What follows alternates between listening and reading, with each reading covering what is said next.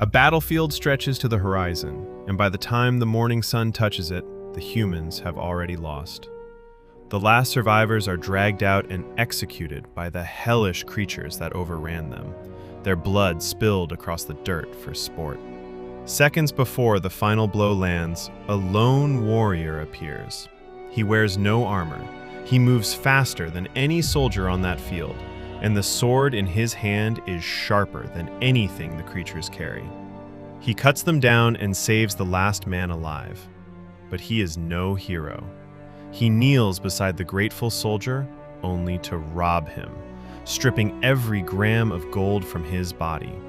Among the loot is a small silver coin marked with a strange inscription.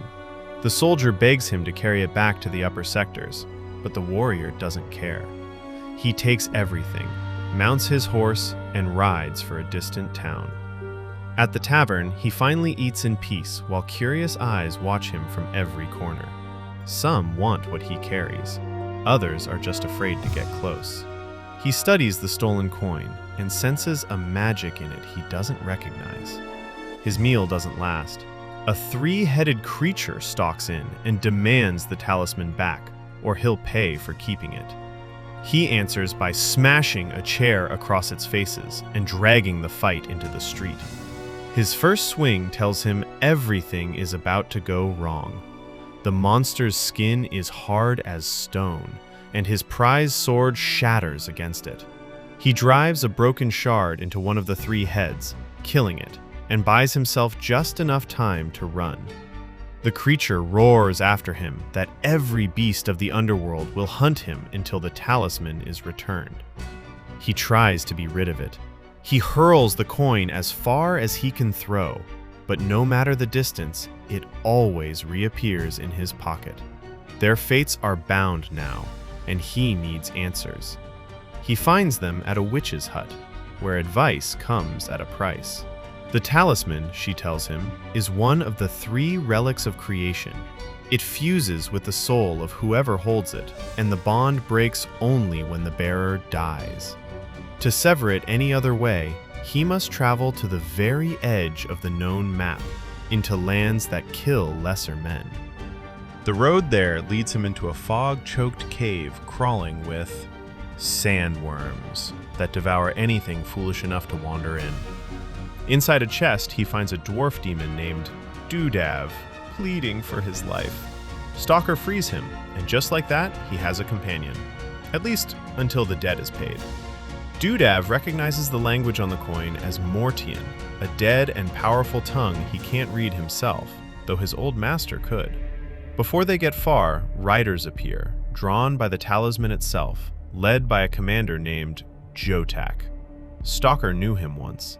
Years earlier, the two fought side by side until a curse took hold of Jotak and Stalker was forced to behead his own friend to keep the underworld from claiming him.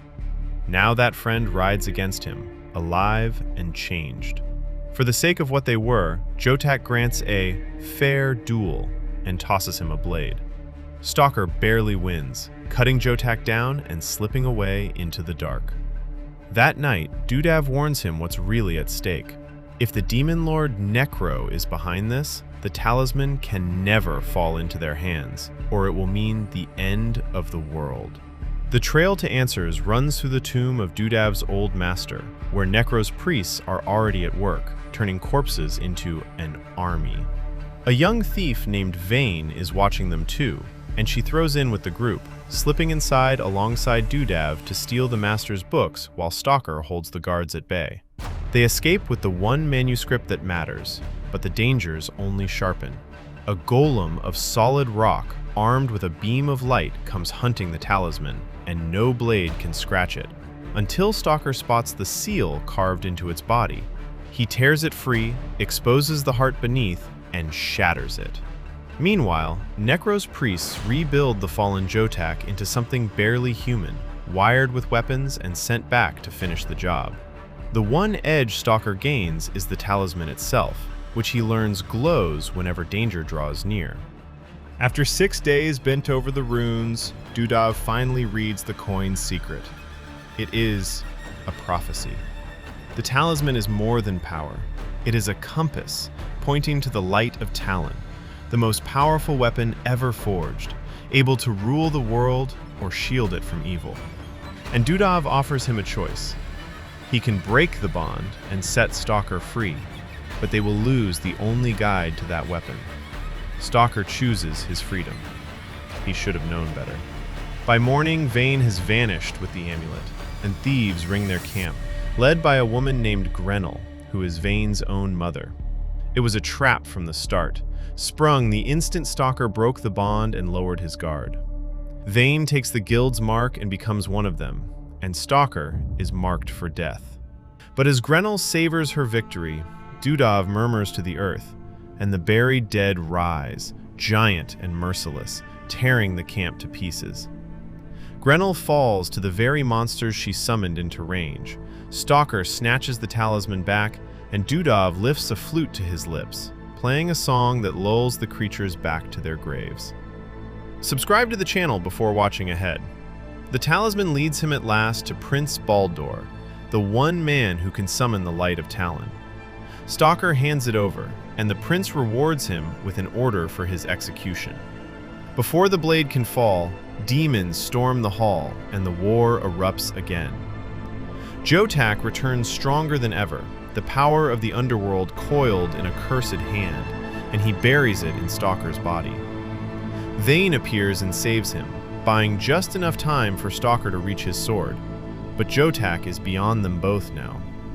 With a single strike, he runs Stalker through the heart. The thief, who swore to fight the darkness, dies inside it, falling like a torch snuffed out. Jotak rips the talisman from Baldur, kills the prince, and carries the relic down to Necro. But death does not keep him.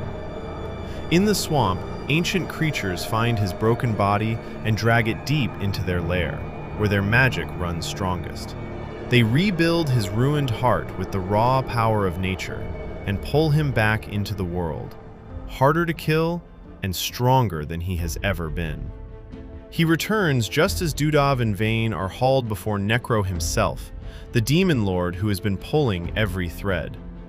Necro offers Vayne the same bargain that once broke Jotak, power in exchange for her soul, and his celebration shatters the moment Stalker walks in, reborn. To reach Vayne, he has to get through Jotak one final time, while Dudov throws himself at Necro in a fight like David against Goliath. Stalker forces a demonic seed down Jotak's throat and ends him for good. And Dudov, dismissed as harmless, aims not at the demon lord, but at the rocks above his head, bringing them down to bury him. Then it all goes wrong. Necro's bargain twists Vayne into a massive, bloodthirsty beast that no longer knows her friends, and it devours the demon lord whole. Only the light of Talon can stop her, but drawing the talisman from Necro's cauldron demands a sacrifice.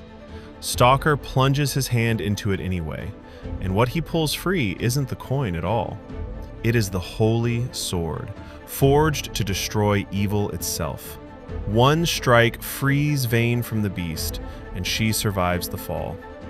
The war is finally over, and Stalker stands holding a blade no demon will ever dare to face. No longer a thief chained to a cursed coin, but the guardian of the light, bound to protect the very power everyone around him was willing to kill for. Share this video with someone who loves dark fantasy.